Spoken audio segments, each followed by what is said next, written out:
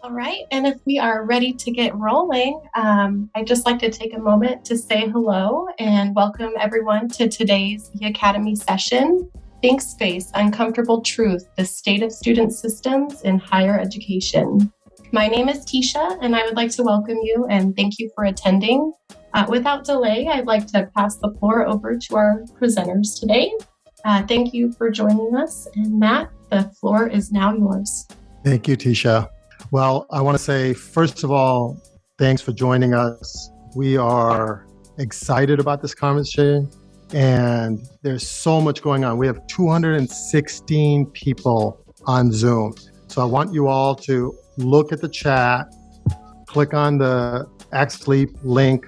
That's how we will be interacting throughout the day. This topic is one that touches many different people. I know there's a lot of emotion that goes into this, and I think we're going to have a really good dialogue today. Before I do that, we have this really tight relationship with Alliance and the Hug. I'm going to ask Tom Chambers to come up and talk a little bit about Alliance and give you a little bit of information about the Hug. Hey, Matt, thank you so much. We're excited to be part of this project, part of this ThinkSpace, and we're excited to have a live ThinkSpace happening at our Alliance conference that's just 30 days away in Seattle. It's March 13th through the 16th. If you guys want to come and check out this innovation live and have these great conversations, it's a great place to do that. Check out alliance-conference.com for more info there. Yeah, I just couldn't say more about how pumped we are to have you guys at that event and holding a ThinkSpace there in person in our Solution Center with about 65, 70 other tech providers. So really excited. Well, thank you, Tom.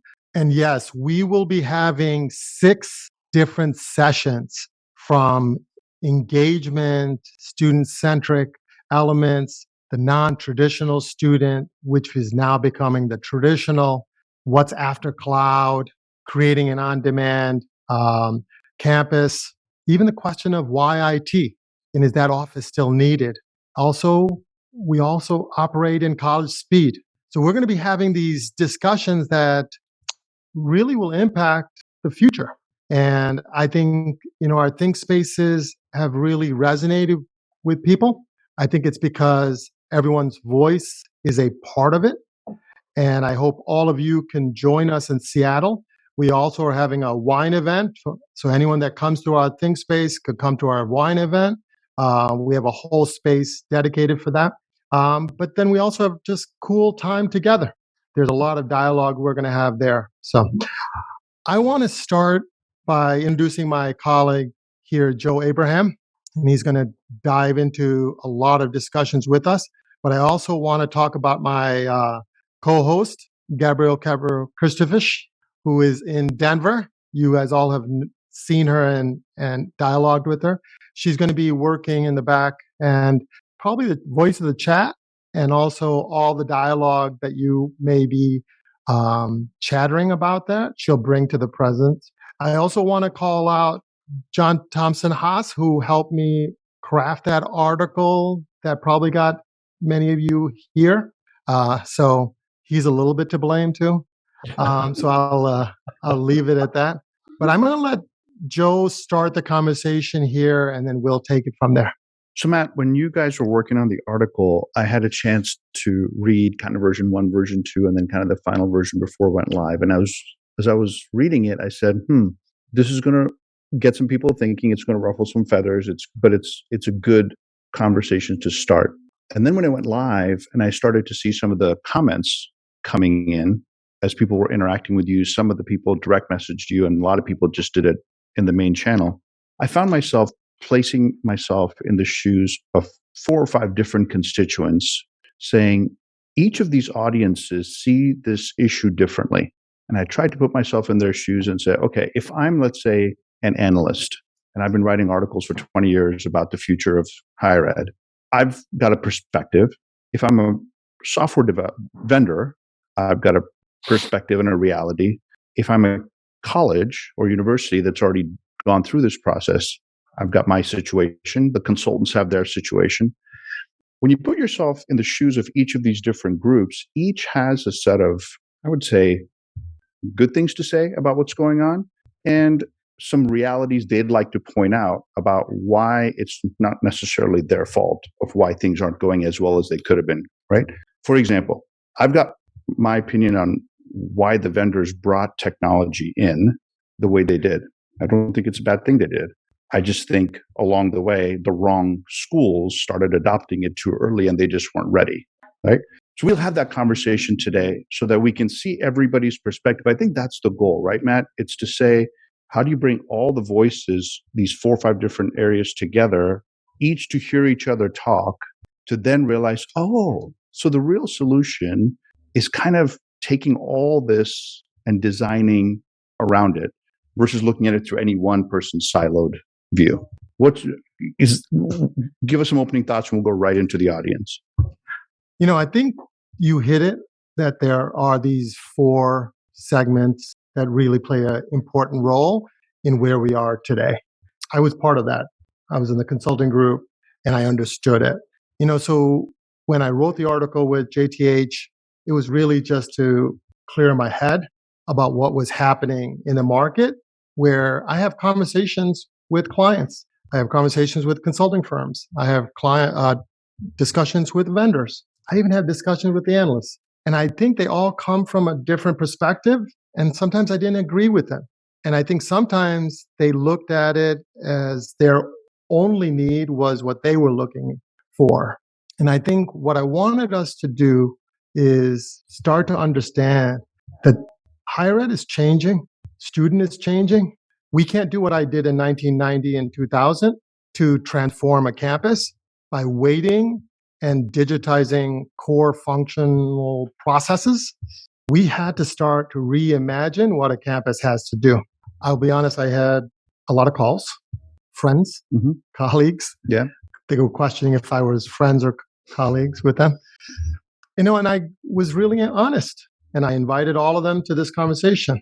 And I wanted us to be able to be as candid as possible. So I think this ThinkSpace is going to be very positive because I want people to realize our goal isn't to bash anybody. We're going to need everyone along that journey. And I think you'll see how we set the ThinkSpace up. I think people will filter the right dialogue up because everyone gets to vote up. Yeah. So perfect. So with that said, I know you and I'll have some commentary as we go, but let's dive right into it. What's the first activity you want to invite our audience to engage with us in? Yeah, I'm going to move you all to a ThinkSpace, which really tells us we've got 175 people. So I'm going to close everyone up and move you here. I want everyone to just identify your profile of your organization. This is really important because we have 175 people on XLeap, and I want us to be able to kind of show you that this impacts more than just one profile. I'll give you a 20 seconds, 30 seconds, get to this. We've maxed out all our ports and people are getting kicked out. So, Tom, if you're on from Hug, can you figure out a way where more than 300 people can get on? Or there's a feature in Zoom where you can go click in admin to handle all overflow and push it to YouTube so people can at least access it there. Oh, wow. Okay, yeah. I guess we hit the threshold. Is that's a good thing? Yeah, we'll figure it out behind the scenes. We can keep going. So what are we seeing so far, Matt? So we have a lot of public, a lot of research one, privates. And remember, you can have multiple. You got consulting firms. I'll give you 20 more seconds and then go ahead and I'll sort. I was hoping to have some more software company, but 5 is still good. It's a good start. That's good. I'm surprised that the research one is 26 right now. All right, I'm going to sort because we want to keep going. All right, of course, the public research ones, privates, consulting firms at 13, liberal arts schools at 12, professional. So you all can see this. And so right now, you can see there's such a diverse set of people in the audience. We have a few mega schools too. That's great. All right, what's next, Matt? Where are we going next? So we're going to move right into the next question. And that question really is about how will campuses transform? And you will see that this come up. And the way that we do ThinkSpace, you can just speak up. You could get on camera and chat with us. You could be on chat, and that's where Gabrielle will be able to dialogue and bring us in. And then also on XLeap. So there's these 4 methods that we're really thinking through. So campuses will have to transform. We see innovation, mobile everything, remote work, centralization of IT. Love it. So while you guys are putting this in, I want you to start voting up first. Before you use your operational shift, cultural shift, technology enabled, vote up to 10. Wow, it's a lot. The other thing to keep in mind is some people take a few extra seconds than most to submit their answers. So don't use up all your votes quite yet. Give it a 30 seconds or a minute, and you'll see some really good things pop up a little later on the list. So you can kind of go vote those up as well. This is great. We have 218 people on XLeap. Another thing to keep in mind is as you're posting your own answers, look at some of the other answers others are posting. And it's usually very insightful to look at each other's thoughts and ideas. Hey, Tom, were you able to resolve the 300 cap? They're taking care of it. Okay. Brittany is working on it right now. So Yeah, sorry, we're trying to get that fixed right now. Okay, thank you. Any thoughts from the audience? What you're seeing on XLeap? One thought I have is that I think that there's a lot of overlapping concepts that are coming up. And if we had time to do kind of a bit of an affinity mapping, we would probably find a fairly small number of high-level categories that these would group under. Yeah. And that's part of the things we want to do at Alliance together, because we're going to take some of the things here, and we have these 4 sessions that are open that we want to start to do some innovative brainstorming around these topics, because we have 6 of them, but there's 4 spots that are really just open for a mingle, and we have a whole set of space. We have a whiteboarding. So Alliance in the ThinkSpace is going to look different than what you've ever experienced at Alliance before. So I'm hoping you all can join us there. I think one of the other things that strikes me as JTH is how much of this is student focused. So much of when I first started, putting systems in, it was much more a let's make this easier for the administration. I'm really struck by how much of this is student focused. Do you all see that on your campuses? Are you becoming more student centric? Because the reality of it is the past 20 years, we've been designing the core processes of admissions, records, financial aid, advising. You name the back office. That's what we've been focused on. Are you seeing a shift in saying, hey, we have to reimagine how we interact with students? I see Scott O in the audience, and I don't know if he minds me calling him out, but would love to hear his take on that. Thanks, Matt. I think we say we're student focused, but we're really faculty centric, especially for an R1 research institution like ourselves. And so I think that's something that we've got to weigh and think through how we address some of these unique innovations. Interesting. Matt, before we go to having them suggest which of these is operational, cultural, or technology, do you want to do a quick sort of the votes? Or do you want to wait and do it later?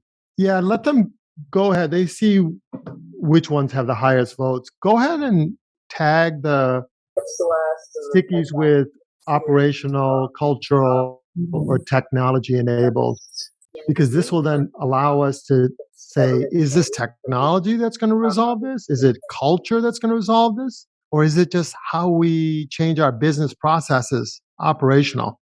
And I'd like to then sort among those 3 instead. Oh, got it. Yeah, a lot of good votes. And I think what Darcy said is correct. We probably have to dive deeper in some of these to really get the value out of the folks that are putting this in. But we only have 90 minutes. All right, I'm going to sort by, any last votes? All right, I'm going to sort by technology enabled first. So that one bubbled up: mobile everything, innovation, distance learning, remote work and instruction, and then accurately scope and scale their system. Okay, let me sort it by culture. Letting go of the old business process and reinvent, of course. But interestingly enough, innovation has 2 top votes. Innovation has 2 top votes. Yes. Okay. All right, let me go to the next one, which is operational. It's like business process. Same. Mm-hmm. Letting go of the old business process and reinvent and innovation. So this is a pretty interesting bubble up, right? Because in order to go to cloud, you need both of these to be addressed, right? So we'll get to that in a second, Yeah. but yeah. Hey, Karen, you had your hand raised earlier. Would you like to still share what you had to say? I sort of don't remember it anymore. I should have written it down. The conversation moved, and then I started thinking about other things. So, but thank you. If it bubbles up, just jump in. Okay, great. Thanks. All right. Let's move to the next question. Why adopt a new SIS? There's so many different reasons. Now, don't put the generic ones in. Improve experience, efficiency, my core functionality. Don't put any of those in because we have those as stickies. What I want this group to do is really articulate, why do you adopt a new SIS today? I love it. I love it. That's so good. Go ahead, John.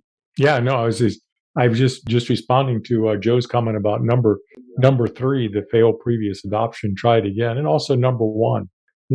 I see a lot of folks, sometimes will go and do an SIS just because they feel that's what they should do, rather than stepping back and asking themselves, is that something that's really right for them? Maybe you don't need to replace your entire SIS. Maybe it's more looking at how can you make your current system work better if there are point solutions out there that can actually do what it is that you need to be done, need to have done. I think number 19 is interesting, and I think that is the driver a lot of times. The current platform is seeing limited development, high maintenance cost. I think you see that.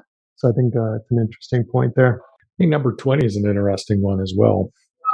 Usually people will start from scratch after they decide that they're going to do a new SIS. They don't do a new SIS to start from scratch, thinking about their institution. It's good. So I'm going to ask you to take your sticky dots and look at these. Well, vote the 10 that you want first. Let's do that. And then I want you to then tag which one's improving experience, because that's what the generic statement is all the time. Well, we're going to improve experience, user experience, student experience, right? But I want to see the examples of that. And then also the improve efficiency and then improve core processes. This becomes the business case. Go ahead. Somebody was going to say something? No, I was also just going to call out, there were 2 interesting comments in the chat here that Joanna says often, I think that the issues unfocused investments in technology without re-examining the business process and then just doing a cut and paste. And that, vendors are also insisting that you have to upgrade, but sometimes that upgrade is essentially a new implementation. So then you've got to go look elsewhere. Yes, Matt, can I bring something up for Q&A with you? If I'm a vendor and you're the school and you haven't changed your business processes in 300 years, I'm exaggerating, but there's only so much my software is going to do to make you more efficient, improve your experience, because your business processes are messed up. Whose responsibility is that? Is that the vendor's responsibility to say, listen, before we put our stuff in, you got to change some business processes here, or you're just paving the old road? Or is it the school's job to say, before we bring the vendor in, let's look at all our business processes? In a business world, if my client is saying, repave my old road, I'm repaving the old road to make I got a sales quota to meet, I got right? I got to hit numbers. I think the responsibility is the client. If they want a modern technology, modern infrastructure, take that away and say, I want a modern experience. You have to be willing to change, to move from what you're doing to doing things that the cloud is allowing you to do, putting in rules, putting standardization, all the things that you would want to do in any campus to make it very efficient. But that has to happen at the client level. Now, is there some fault at the vendor for selling it and saying, hey, it's easy, you can just do it this way? Because in the end, they don't get the they don't meet the expectations. So there's a little bit of blame that goes there, but it sits on the client because they either are going to say, I don't want to do change management, I don't want to make the transformation, but I need a new sexy tool to say that I'm transforming. And that's where the struggle has been. Yeah, and I'm seeing that in the comments, both in this round of comments and the comments before, which is, in the previous screen, remember people were saying same old business process, we're beating a dead horse. And then here we're saying there are some bright, shiny object things that may be accelerating some of these purchasing decisions before some basic steps are completed. It'd be interesting to see what people who are listening to our conversation have to say about that, or if they want to shed some more color on it. I mean, there's so many incredible people here. I'd love to hear from the audience. Anybody that wants to chime in on what we're talking about, it's an open mic. So go ahead, Brandon. I think it's an interesting topic. And Matt, you and I have come across this many times. I think it starts with, I think all parties have some culpability in understanding the need here. Software vendors are selling the tools as the solution, not the idea to transform or design differently. Institutions aren't building in time to redesign their business processes. And oftentimes, the way they procure it, vendors who provide time, cost, effort, and energy to do redesign are penalized because the scoring penalizes them. And because of that, they don't get what they need. And consulting firms aren't necessarily pitching that because they know it's disadvantageous to them. But I would say some of the biggest transformations I've seen haven't been schools that have necessarily adopted a cloud system to redesign their business processes, but have actually done that separate from a major implementation. I don't think the two have to go hand in hand. But, going back to when PeopleSoft did a last big dot upgrade, it was an excuse for a lot of schools to get the funding to do the work to redesign their business processes, because otherwise there's no time, there's no energy, there's no effort to do it. And so I think collectively, consulting firms, the institutions need to create a priority on business process design. It shouldn't be part of a new implementation. I think that's the worst time to do it, because that's the most expensive time to do it with tight deadlines and lots of external pressures. I think Brandon's spot on, right? The question is for you and Brandon, because when it comes to business process redesign, you harp on this a lot, Matt. If you do business process redesign with an institution-centric mindset, you're probably not going to get a whole lot of what you want to accomplish versus a student-centric mindset. Redesign everything and then load up on whatever software you need, right? Isn't that kind of what you're seeing? I know what I'm seeing at the schools that are really transforming.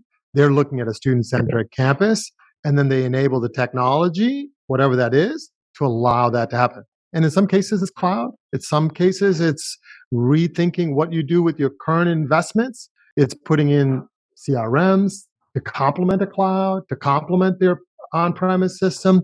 I see Darcy has her hand up. I'd love to hear how she's doing it at University of Arizona. Sure. And before I go there, I also want to share though that a lot of times, and I sit in IT, a lot of times functional business owners and lots of people want to think that technology is the elixir, right? Like if we just buy a new technology platform, that will solve all of our problems. And so that's really attractive, and people like to think that because it's easy, right? Technology, I say this all the time, technology is the easy part. The hard part is rethinking how we do things or significantly changing how we collaborate as a university or how we operate. So I'm at the University of Arizona.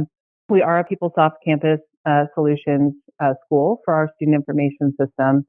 We are doing an enterprise CRM effort, which is not just about Salesforce, because we are a multi-CRM campus. It's about digital experience, relationship management, and information for analytics and personalization. And we very much are modernizing around campus solutions. So that's part of it. I take a platform first approach, like what are the core platforms in my portfolio and what capabilities do those platforms bring? And then how do I, through a user-centered design approach, look at optimizing the student digital experience across those platforms? I think overloading our expectations on a student information system is a mistake. That is one platform and a multi-platform strategy from my standpoint. Hey, Michael, go ahead. Everyone, I just want to kind of piggyback on what Darcy was just saying. The software solution is not or the software is not the solution to all your problems, or all of our problems. The idea that the software has to come in and really change your procedures and processes on campus is really kind of backwards. If you're looking at, if you're approaching it like you have issues that you want to address, you can address those through your software solution. But if your software solution is working for you and your procedures and processes are working for you and you're being forced into a new software system, you shouldn't be forced into having to do it the way that system's doing because your process is already working. So, I mean, I think there's a balance there of trying to determine what needs to change. And once you determine what needs to change, then you can find the software that can work with you. And so I know we're having that conversation on campus right now, and I'm sure we all are, because we are in this kind of nebulous area of we all have solutions right now. We're all being told we have to go to another solution, and yet that solution doesn't yet exist. Michael, when you're having these conversations at your college, who do you feel is at the table and who do you feel is missing? Like, what's the sense you get of what's missing in order to kind of break through to the other side of a solution? I think, we're doing a pretty good job. I know there's a lot of folks here from Princeton on the call today, and we are going through the discussion of what our student information systems or ERPs in general are going to be in the future. And it is, we're pulling everybody to the table. And it is a conversation from top to bottom. So, where that leads, who knows? But we're trying to pull everybody we can to the table to make these decisions. Yeah, and I think, Michael, you're right. It isn't just one set of stakeholders anymore. It is the stakeholders that are going to address the journey of the learner that goes through that process. And I think we're going to have to look at the journey and say, who are the stakeholders that are going to enable that student to complete or change their major or come back for a new degree. So I think there is this silo that will come down when you become student-centric. So, no, it's good. All right, let's go to the next And I question. think that, and just to that point too, in the chat, Mary Friedland makes an interesting point that in other things like HR and finance, you're getting your requirements in a much more centralized way. But for SISs, your requirements are coming from everywhere, and they're coming from stakeholders with different views, and that makes any SIS with your cloud on-prem very difficult to put in because you're trying to align so many different disparate requirements. And Mary always makes a good point. I'm surprised she didn't want to be camera ready and say that.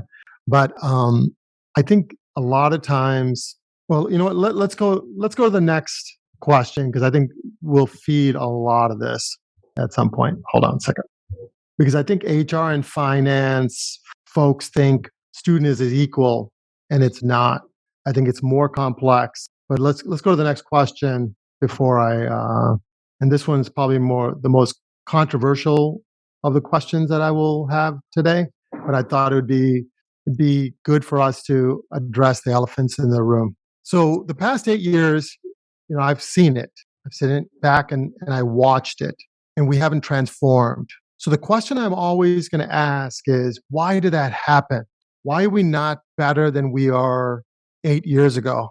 We still are designing to the core functionality. But what are the challenges that we saw these past 8 years? And the reason I ask this question is that we have to move forward with a different thought process as we go forward. I think we see a lot of 14, 15, 17, and 18. When we're which are what? Those are staff turnover and burnout. Changing student expectations. The new SISs are being built the same way they were 20 years ago, and just the inability to make decisions. There are too many people that have input. that's kind of an interlocking group of issues. So a lot of the themes here is about change. Be willing to change through that process. Yep. So go ahead and use your vote ups. And others in the audience would love your take on some of the challenges that you've seen. Matthew, this is Anita from Emory University. How are you all doing today? Good. How are you? Hey, my response is also related to change. I do certainly believe that there is some resistance to change, but I also think that there is such a thing as change fatigue. And if you think about it, there is a lot of change going on all the time. And I think COVID has forced us to make a lot of changes, right? But people are simply tired. I mean, every time you turn around, there's a new something, there's an upgrade, there's a something else to add to this. Could be a slight tweak in the process or whatever, but people are just simply, I get the burnout and that kind of thing, but I think sometimes it's attached to, if you think about where we are now, there is a lot of change. People are probably tired too. So Yeah. And would you say that part of that is the type of change? Do you feel if the change is truly transformational, that there'll be a little bit more energy around it? And people are almost looking at the change going, in the example you gave, hey, this is just a little upgrade. This is a little tweak in how we did things. This is, we're putting a little fire out here. But looking at some of these comments, people are saying, we need to like change. And does the change bring a new energy potentially that everyone can get behind? Or do you feel like, man, change would be like really scary right now?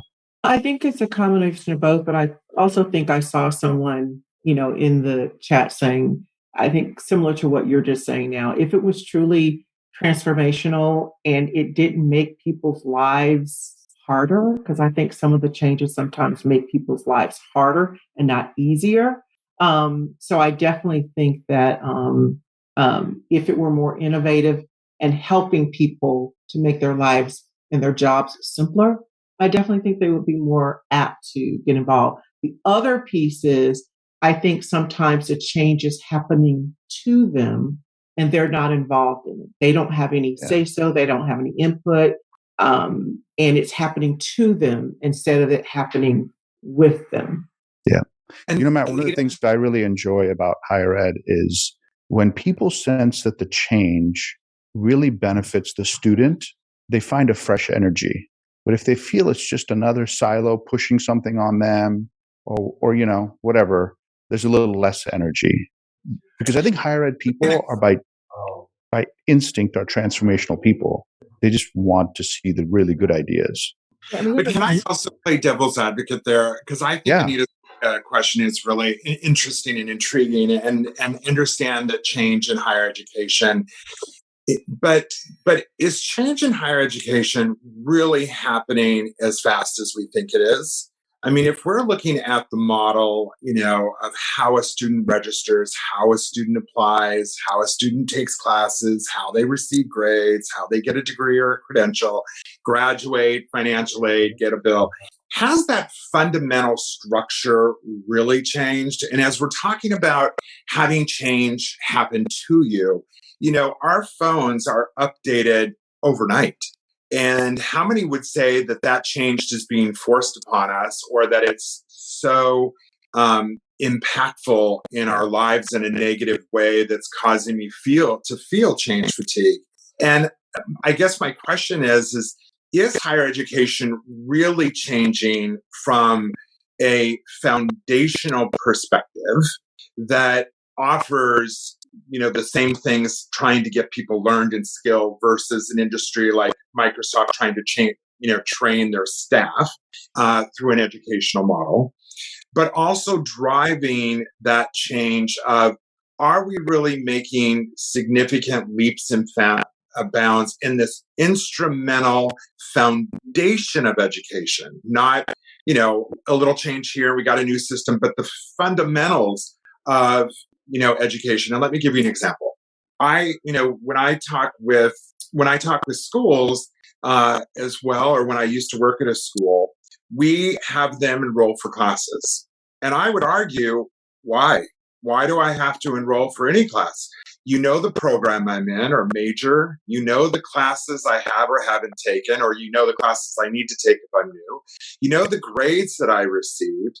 Why can't you ask me my preferences of what classes I want to take, the subjects I want to take, how many credits I want to take in a term, and then predict? It removes co-requisites, it removes prerequisites, it removes anti-requisites, it removes potentially weight. Love it.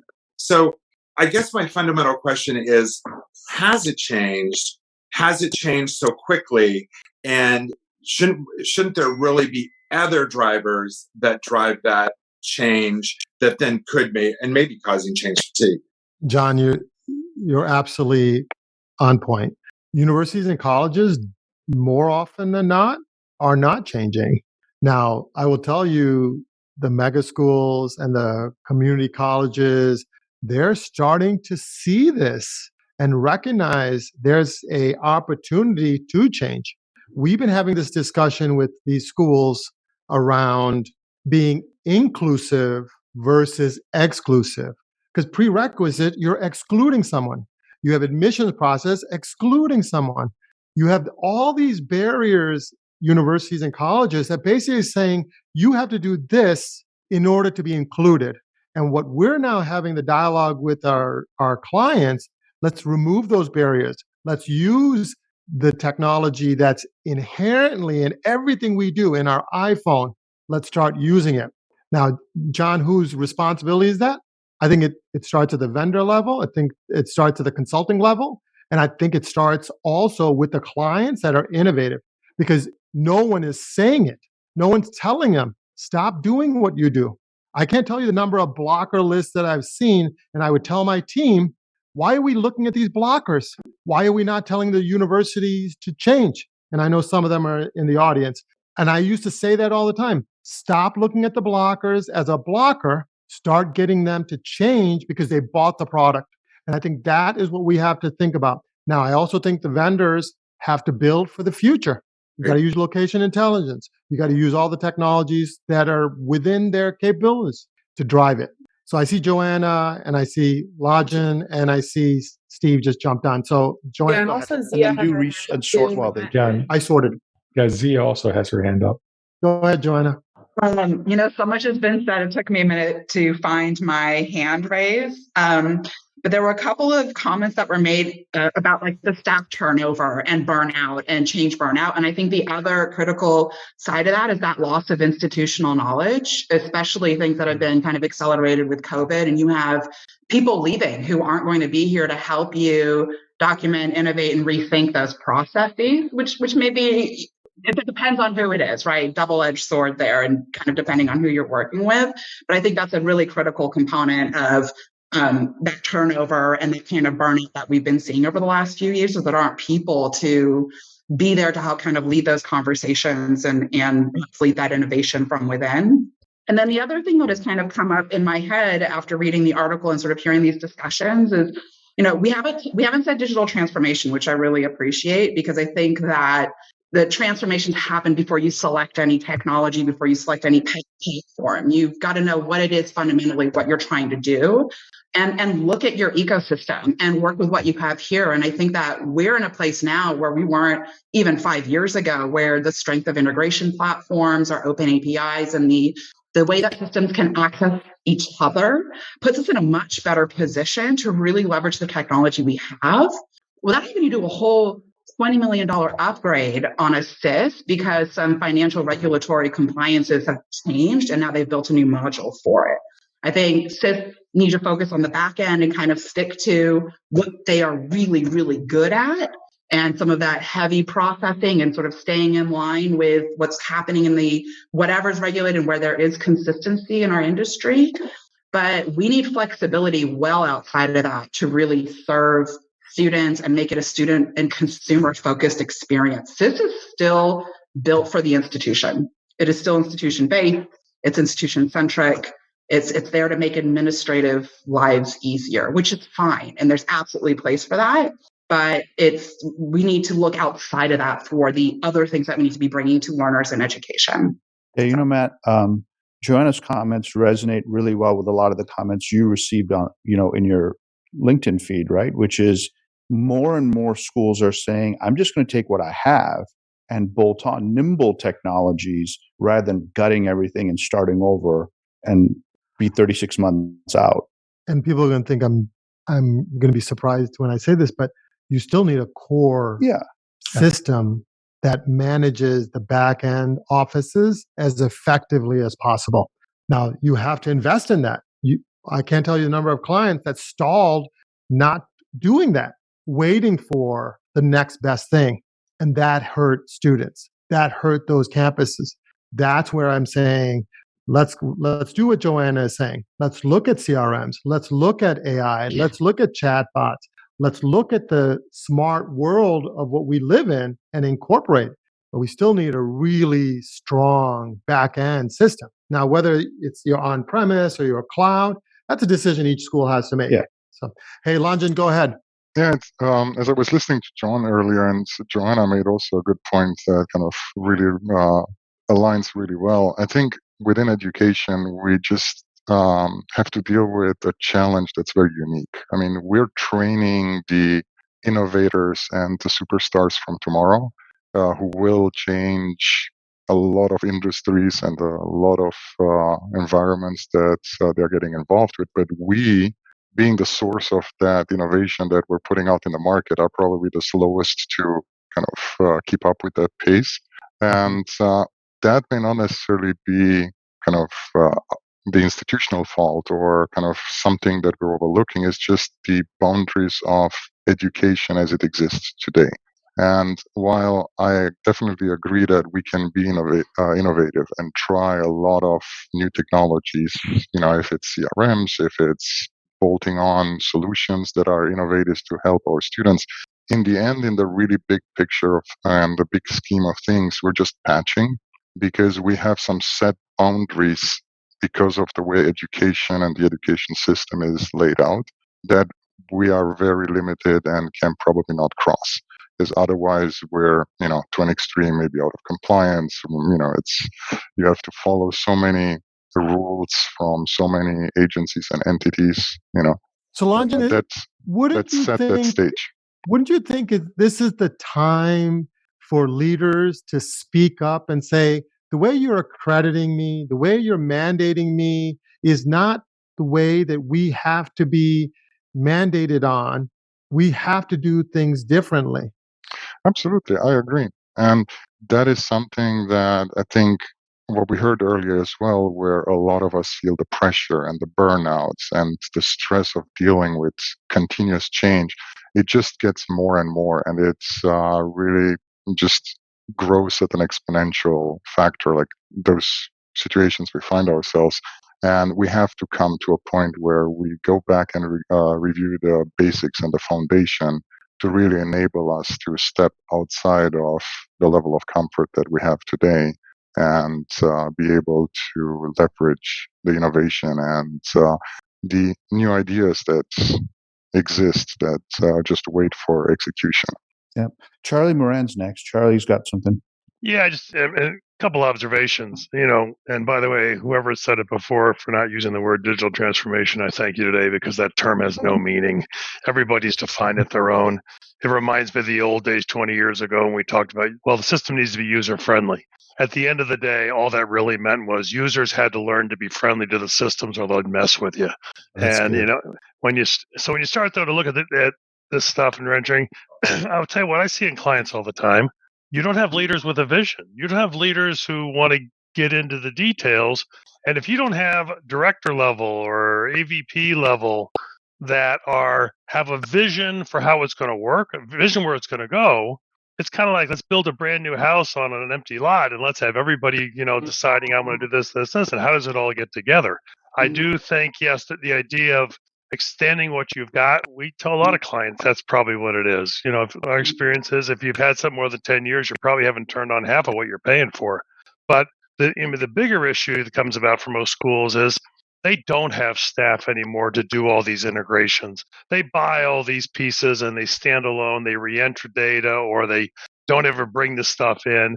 And the cost of integration, the cost of the talent, so I forget this, the talent who knows how to create integrations Mhm. It's unevenly distributed in the world, and maybe the R1s have it, but I know some R1s that struggle with the same way. So I think it also comes back to how do you get that middle upper management understanding if I want to transform, what does that mean? What are we willing to do? What are we willing to stop doing? Because the staff is just going to go, I want to do the same thing I did last time because they'll fire me if I don't. It's the only way I know how to get financial aid done correctly. This is the only way I know how to get student paychecks out. So, Charlie, you make a really good point. And in the next month or two, you'll see something come from my firm that does address some of this workforce talent element. But I think some of this is we have to empower people within those offices to do really good human work. Remove all of this, what I call structured work, which is mundane, rule based, sequence, all the things that technology can be automated. Because right now, there's a lot of people on campus that just do mundane work.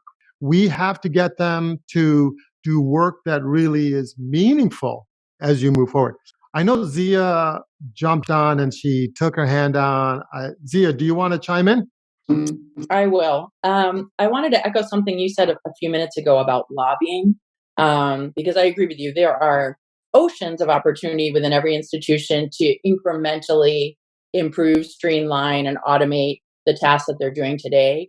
But I have a couple clients that have made attempts to be truly revolutionary, to implement some big changes. And what they have found is that there's what I would call a lot of market inertia working against them. So if you try as one institution to really change, say, your curriculum, what does that mean for transfer students? We have a very mobile student population in today's world. So how do students transfer in and out if your curriculum doesn't look like anybody else's? Same for your admissions calendar, right? Like everybody kind of operates on a very similar fall, spring calendar. And if you try to be really, really, really innovative, financial aid, what does that mean? How do you get the world of students to know that your calendar is totally different from everybody else's and embrace it? So there's a lot that has to happen in terms of like lobbying and looking at accreditation and financial aid rules and all those things to support the types of innovation that both institutions and students want. Sounds good. Really quick, I know we've already went longer than we wanted on that one question. So I'm going to move us really quickly. And Darcy, I'll come back to you in a second. I see your hand. I'm going to move you to the question of what are some of the advantages of the cloud? And then the following question is going to be what are some of the limitations of the cloud? The reason we pose this is that people need to recognize what is the cloud for? What are the benefits of it? Because I don't think we all align our strategy to take advantage of it. So go ahead and put that up and then use some votes. I'm going to move quickly through these other ones. We're going to, because we have a lot to cover. Sure. I appreciate all the conversation we're having. And then Matt, maybe after this one, Gabrielle wants to do a giveaway. Yeah. So we'll jump into a giveaway. Gabrielle, you ready for that? Yes. So vote up. And make sure to show some love for some of the people who are putting in their responses now. Save some of your votes for them. Scroll down and you'll see a lot more. So I see the vote ups. Go ahead and start using the other stickies. Improve campus function, monetary savings, improve IT management. Because we always talk about the cloud being transformative and having advantages, but I really need to understand what are we really driving towards? And does this help you with the narrative to set the expectation as to what you're needing to do? It's really interesting. The vote ups are all about infrastructure, and yet we're talking about student-centric campuses. And that could be where some of these expectations are not being met. Maybe the cloud is just an infrastructure technology migration. But I see that in the chat. A lot of people in the chat are saying, look, let's not overplay what SI does. It's necessary, it's needed, and whether you have the old version or the new version isn't as consequential to being a transformative school. Yeah, I'm sensing that from a lot of people. All right, I'm gonna sort really quick. Any last votes? Great. I'm gonna vote up really quick. So the first one is lower maintenance for IT and security offloaded, business continuity and disaster recovery, standardization, less downtime, All these are infrastructure. Well, it's improving IT management, some monetary savings, some improvement of campus function. But the message to market is not just this. I think registrars and others are expecting a transformation. And that's how it's don't marketed. see it.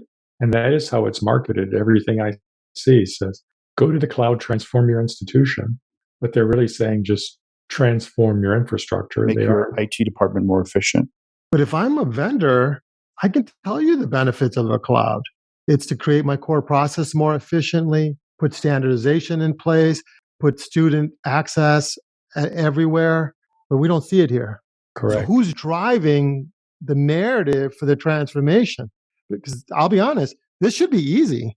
Moving it to the cloud is easy. I need that cloud to work for me. That's the struggle that we're having on campuses, because IT is just saying, I need to move it to the cloud. I'm saying, but these reasons here are good reasons for IT to want to move to the cloud. The question is, did we have to sell everybody else on this, and they have their expectations that aren't being met? That's probably it. Would love to hear from others on this. Yeah, Matt, we have a hand raised. Oh, go ahead. Hey, Greg. Hey, Matt. There's a big difference between being cloud hosted and cloud native. And cloud native offers colleges, universities the opportunity to do the dynamic interchange with students that cloud hosted can't. So all of the points that are up and being voted on relate directly to cloud hosted and benefit the IT department, which then support the core transactional processes. These core transactional processes are support administrative function, not student engagement.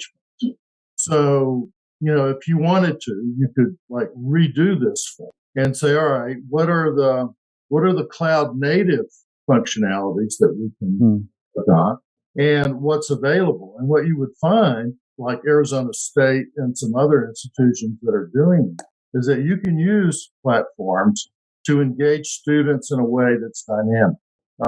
Just a second quick point. We've never really had in higher education an interactive student system other than learning management systems that genuinely engage the student holistically. And in order to do that, there was someone that was speaking earlier, multiple people within the organization have to have access to that in order for it to be meaningful and to achieve the outcomes for the student that you design. So, Greg, would you mind doing maybe the 1 minute, 2 minute version for the benefit of everyone? Because a couple of people in chat said, okay, that's new. What is the difference between cloud native and cloud hosted, if you were giving us a bullet point differentiator?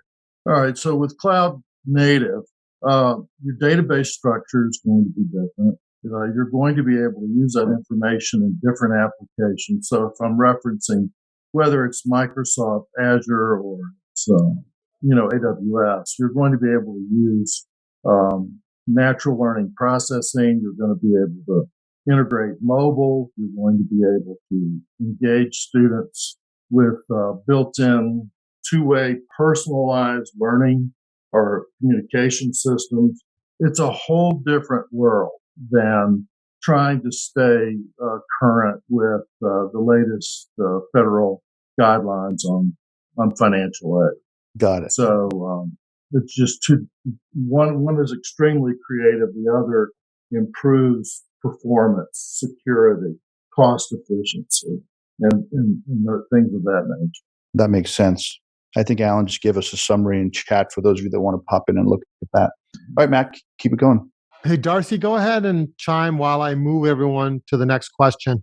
Thank you. Hey, the student experience is so much broader than this, that if we're talking about being student-centric and, really creating a great experience, we have to think way broader than this. And that's where I do think, like even when I read Ohio State, the article about OSU, ceasing their Workday implementation, it sounded to me like they overloaded expectations on Assist that don't belong on Assist, right? Like there are powerful CRM capabilities. We know who's best of breed there, who's got the market. why try to compete with that? Why try to build a larger platform? That's not going to get us where we need to go. Where we need to go is much more agile technology architecture that allows us to spin up new solutions quickly, right? And when you have these very monolithic platforms, that is not agile, right? So you don't throw your IT staff out of the room, right? Because you cannot craft a high quality digital experience without IT. It's about integration in the user experience, in the information and data, in the analytics. No single functional office can do that. So don't throw your IT staff out. Good pitch there, Darcy. That was good. Ask them to evolve, though. Ask them to become business strategists with you, right? Ask them to become, business process people, UX people. Ask them to really change what they bring to the table. I think you have to invite everyone to the conversation for where your campus is going.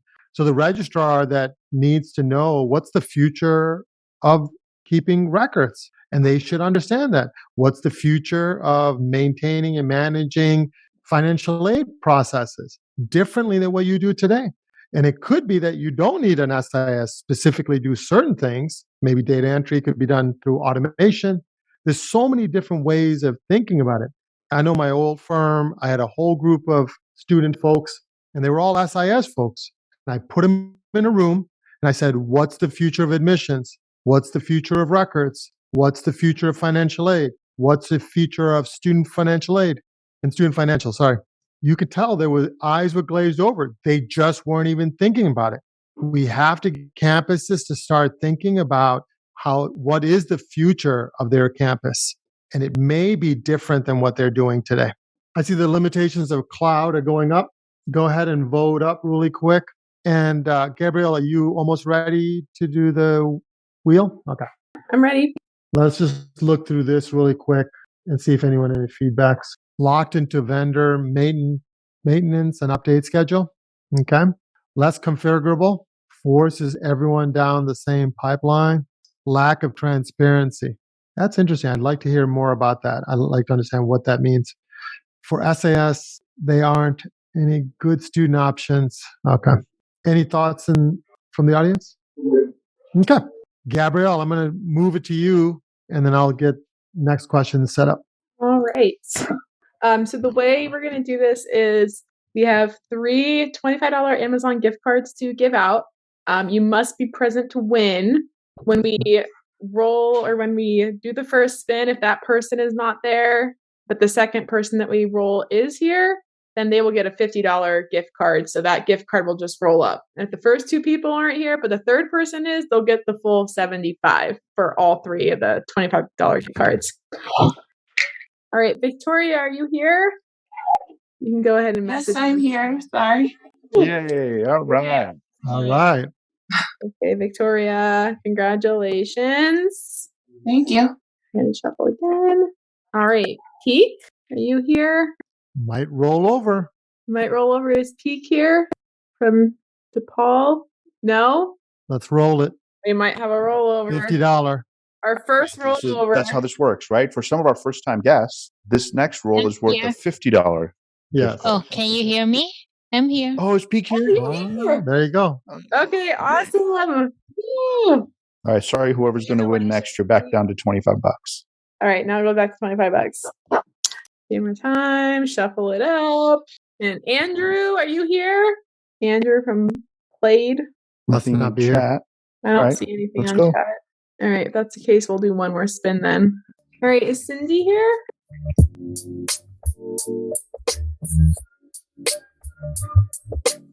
All right, let's roll over to the next one.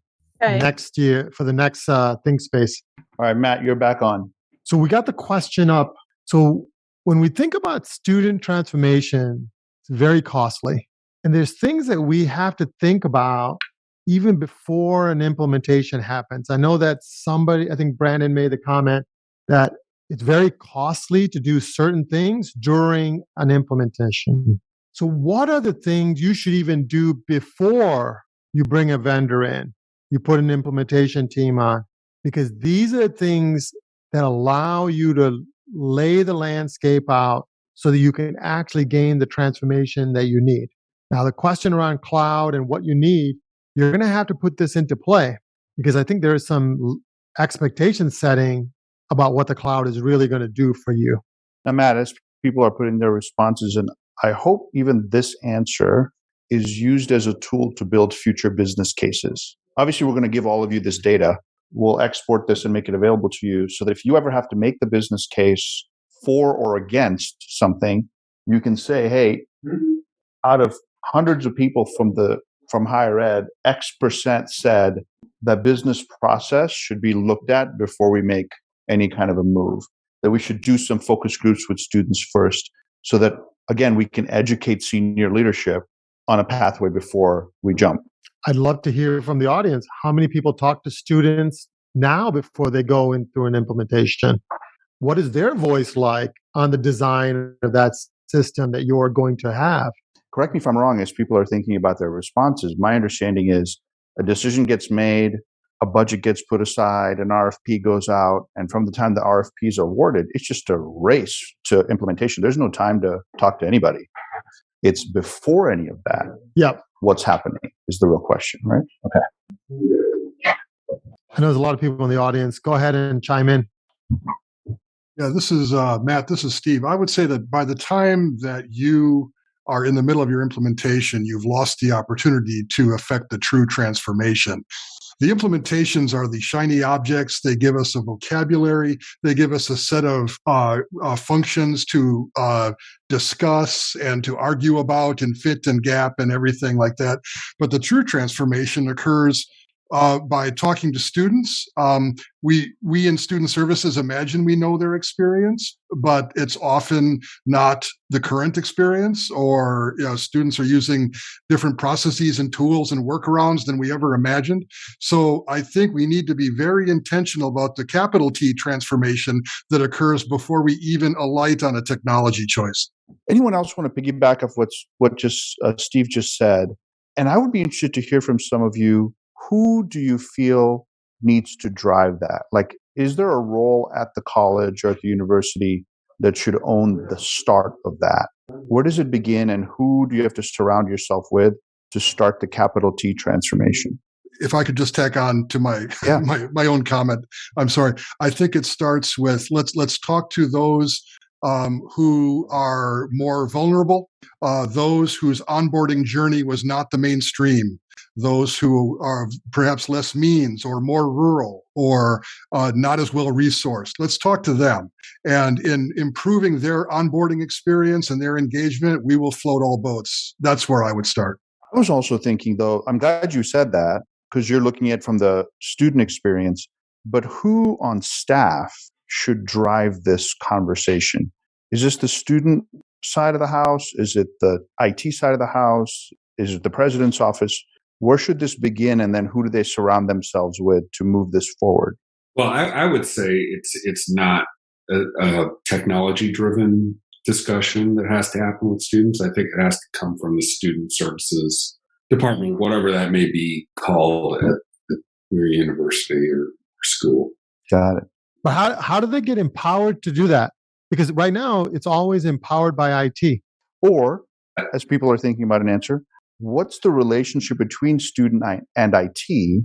How did they go off and do some skunk works planning way before they think about budgets and all that? Could student and IT get together and really do some ideation and innovation and start building a business case that looks at both sides? It looks at the student experience and designs for that. And then IT says, well, here's some constraints.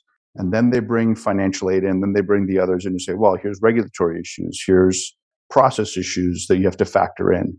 I'm just wondering, where does it begin, and who are the first 2 or 3 people at the table that can really allow this to be more smooth, so that ultimately, if I'm the vendor, you've done all this work for me, so now I can tell you if my software is right for you or not, or at least I better understand. And we don't end up 18 months into the cycle going, everyone's upset. Vendors frustrated with clients frustrated with vendor. It's not working for anybody. I think vendors want their product to be used much different than what the business user 100%. wants.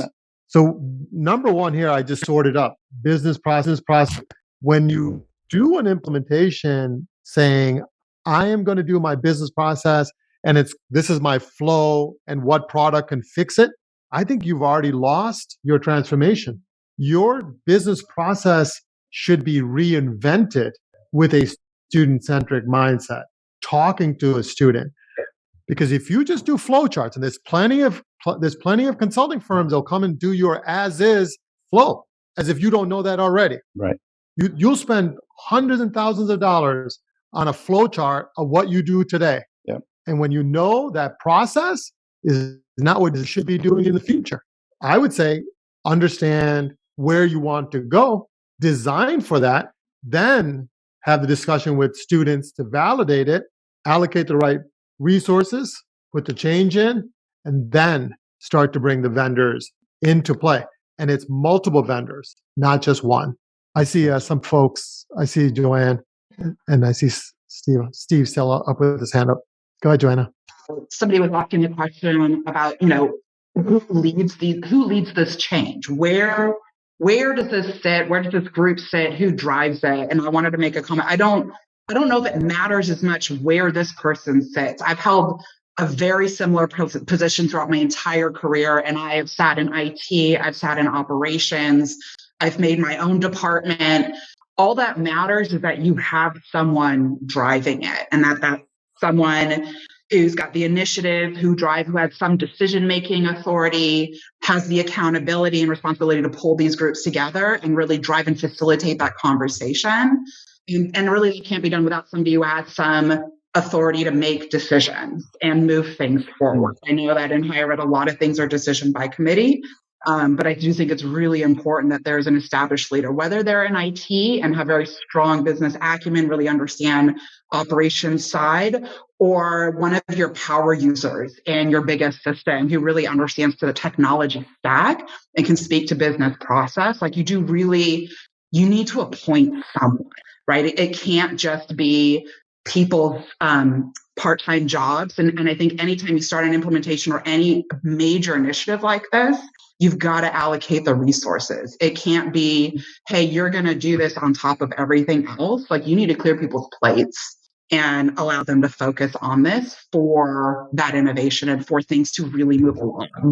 And then I just want to make a quick second point about being ready before you start talking to vendors, because otherwise the vendors are going to control the conversation. They're going to tell you what they need. They're going to say, we have a roadmap, we're building this is what everybody wants. You just kind of ride with us. Like you need to know what your objective is, what you're trying to achieve, so that you tell the vendor what you need and you make them work and say, here's how this solution is going to fit your needs. Like really understand, what is the design intent? What does the roadmap look like? And what is the vendor or the product ultimately built to do, so that you decide how that fits into your transformational vision. And Joanne, I think you make a good point. When clients are buying a product, they're told a lot of things. It's going to be easy. It's a simple process. We can do this. We can load tables. We can move this. But they don't look at all the investment that needs to happen with people. There is so much people involved. So when you think about allocating resources and all the backfill, or you think about change management, there's a lot of time you need to bring people and vision them. Mm-hmm. Because if you don't vision them, you're going to do that business process review and you're going to repave the same product line. And then what's going to happen? The cloud is not built for your old business process, it's built for new processes. You're still on that old pavement and you're wondering why your cloud is not getting you there. And that's where it stalls. So in order to go into cloud or any new technologies, you have to understand what the limitations of those cloud products are, wrap your stuff around it, but don't do a business process review, because it's not going to get you to the future. You have to get to the future. You have to design for the future. That's what I think where we're having the issue at most campuses. They're still designing their 1990 process that got digitized, and they want to digitize it a little bit more. So let's move to the next question. But I really, just in kind of closing out this one, I see a lot of collective wisdom in what people have voted up as 1 and 2. If you were doing business process review and really re-engineering, not just reviewing it, but improving it while talking to students, I think you're onto something there. Yeah. So we got 5 minutes, and I know we had a bunch of other. So I'm going to go to the next question, and we'll wrap this up. This happens all the time. We always run out of time. So we've now talked about what you have to do before an implementation. But what are the strategies that campus leaders have to consider to design the student landscape of the horizon? So it isn't just I got to put a new SIS, but what is those strategies? I like number 3. Yeah, Agile's only come up twice. And you all are going to go through a post mingle, which we have 3 set of questions. What are the challenges vendors have? What are the challenges implementation partners have? And what does challenges clients have? And we're going to do that in post mingle. It won't be recorded, but allow people to dialogue through that in a next set of conversation. Just an FYI. But for those of you that have a hard stop, in 5 minutes you can stop, but we'll stick around for a little extra chat. Okay. So go ahead and vote up the strategies. I love it. We have over 200 people consistently and 160, and I think we had 280 at one point at XLeap. So thank you, everyone. What's interesting, this is one of the first times I'm seeing kind of the academic side of the house factored in, saying, as we designed the student landscape of the horizon, it was somewhere here around, hey, what kind of degrees and credentials do we plan to deliver in the future? Well, that's an important question, Joe, because if you're just doing a traditional degree, traditional academic process, you have traditional terms, and you're now asking people to come into your campus and be agile in how they get educated, your systems, your processes, the what I call this exclusive things that are put in front of people have to be lowered down. Yeah, who will be your students? That's a good question to ask. So I'm going to sort really quick just with the amount of time we have. So strategy is agile approach, continuous improvement, budget, people resources, clearly delineating between must-haves and nice-haves. Okay. Number 10 is huge. Staff development. Yep. So Matt, let's recap what we've learned from the group so far. My takeaway so far is generally the group feels that rushing into an implementation is a bad idea, whether they learned it the hard way or watched one of their friends go through it. It's not the vendor's fault, and it's not the university's fault on their own or the consultant's fault. It's a lack of planning before the implementation even starts. It's who are we going to be? What do we need to be doing in the future? The right people being in the room, listening to the student, and then going after selecting the right vendor and making sure they can do what you want them to do. I mean, it sounds easy, and I'm sure everyone thought about this, but everyone's overworked, like we saw earlier, right? People are burnt out. So where do you find the time, energy, and resource to do all that pre-work ahead of time? So I think one of the big issues we've been seeing, everyone just copies everyone else. Oh, someone else is doing it, I'll do it too. Or they're doing it this way, we'll do it that way. Oh, they use this vendor, I'll use this vendor. But yet, if you do these activities and you design for your campus, the personas within those campus, those impacting, journeys, you won't design exactly like a peer institution, even though that you compete against them, because the way that you serve may be different. Because what I always ask schools is, how do you want to differentiate yourself? If you want to differentiate yourself, don't copy someone else's strategy. You have to, in this world, you have to have principles and impacts that are different because students have choice. Yeah. So, which is probably goes back to, are you just reading the articles of what others are doing, or do you embark on a little different approach to this whole thing? Okay, we're at the end of our official time. For those that have to sign off. But those that are willing to hang out for a little bit longer, now we're going to stop the recording. Yeah, I'm going to open it up to Zoom. I just want to first say thanks to the Hug for allowing us to have these ThinkSpaces. I'd like to thank the 300 plus, and I apologize for the folks that couldn't get in. We'll address that next time. But I also want to say these conversations can only happen with you. And I'm really grateful that we're able to have these transparent conversations that I don't think we always have. As you guys all know me, I'm pretty passionate about the way that I think, but sometimes this level sets me to the right dialogue and narrative that I think the market really needs us to have. So I want to say thank you to everyone. I want to thank you to the crew that's here, and Gabrielle and JTH and Joe and everyone else. Thanks so much. We'll see you on the other side of the... ThinkSpace is powered by Beyond Academics. It is produced by BNext Global and Beyond Academics. Our music is by David Cutter. We'll see you next time.